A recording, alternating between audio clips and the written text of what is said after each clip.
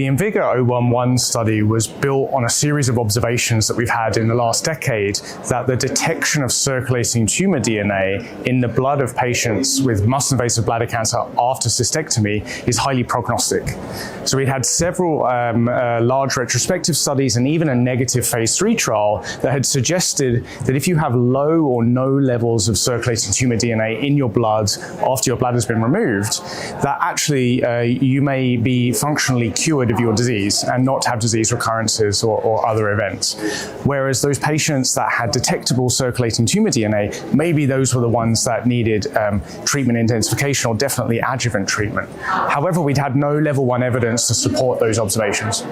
So IMvigor011 tested that hypothesis, and it's actually, to my knowledge, the first level 1 evidence that tells you that you can intervene on the basis of a ctDNA-positive test in bladder cancer. So that's a really cool finding. So it's really split into 2 parts.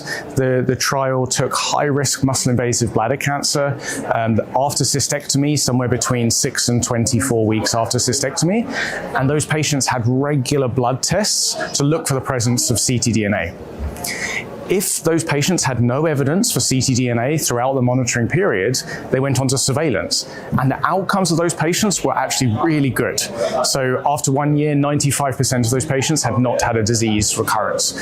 So this tells us that perhaps these patients could actually be managed without adjuvant treatment, and most of them may not need further therapy.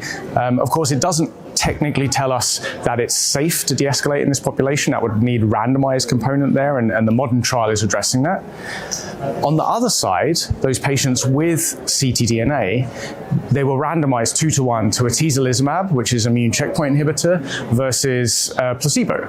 And what the trial showed is that those patients that were randomized to atezolizumab had a significantly better disease-free survival and overall survival compared to placebo. So it's telling us that when we detect molecular evidence of disease in the blood, that's a finding we can intervene on, and patients benefit more if they receive treatment versus not.